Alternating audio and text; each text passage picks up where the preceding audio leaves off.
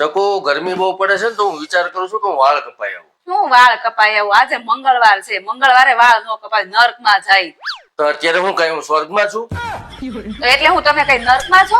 તારી હારે લગ્ન કર્યા તે તું નર્ક જેવી જિંદગી જીવું છું.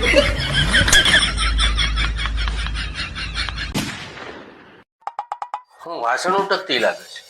ના રે ના, એ તો આને ખંજવાળ આવે છે ને ગરમીની, એટલે સ્વિમિંગ પુલમાં નાખી નવરાવું છું. કેવી છો? પૂછ્યું નથી થાતું આને તો. તો દેખાતું નથી વાસણ ઉઠવું જોઈએ.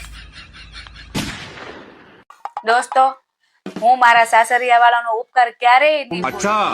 કારણ કે મને ક્યાંય નોકરી નહોતી મળતી ને ત્યારે મને આ લોકોએ નોકરી રાખી હતી. જી હા, બહુ હારા માણસ છે બિચારા. મને 700 રૂપિયાનું રિચાર્જ કરાવી દે, 2 ટાઈમ જમવાનું ફ્રી, રહેવાનું ફ્રી, અને ક્યારેક ક્યારેક તો મને કપડાય લઈ દે.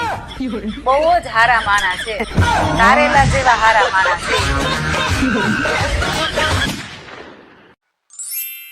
એટલે ક્યાં ગઈ? અલે તારા બટેટા. મેં ક્યાં બટેકા મગાવ્યા હતા? મેં તો ટમેટા મગાવ્યા હતા. પણ મારે બટેકાનું શાક ખાવું છે, મને બટેટા ભાવે છે ને દેહમાંથી તુવેર આવી છે તો મારે તુવેર બટેટાનું શાક ખાવું છે. અચ્છા, મને બટેકા ભાવતા નથી ને એટલે હું શાક નહીં બનાવું. આ બટેકા પાછા દઈ આવો ને ટમેટા લઈ આવો, જાઓ. મને ખબર જ હતી આ ઘરમાં મારી પસંદગીની વસ્તુ બનની નથી ને બનવાની નથી.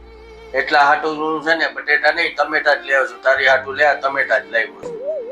આ ઉભા રહ્યો, આ ટમેટા પાછા દઈ આવો અને બટેકા લઈ આવો. હું તમને શાકે બનાવી દઈ અને હું ખાઈ લે તમ તારે. ખાઓ માં કસમ. પાકું બટેટા ખાઈ લઈ ને? હાસુ કેશો ને? હા હા, પાકું ખાઈ લે, જાઓ. હે હાલે આ બટેટા જ છે.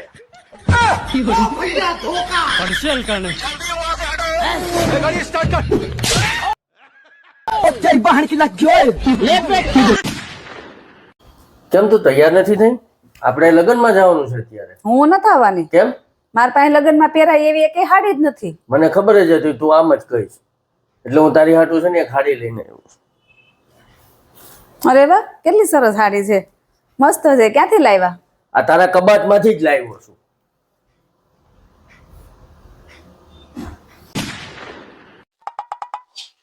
સાંભળો, હું આગલા જન્મમાં આ જ ઘરની વહુ બનીને આવીશ. હું આ જન્મમાં આ ઘર વેચી નાખીશ.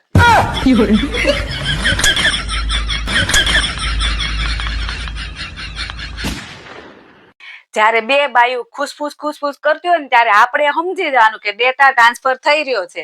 અને જ્યારે આપણને એમ સાંભળવા મળે ને કે માય ગયું આપણે હું, ત્યારે આપણે સમજી જવાનું કે ડેટા સેવ થઈ ગયો છે અને વાયરલ થવાની તૈયારીમાં છે.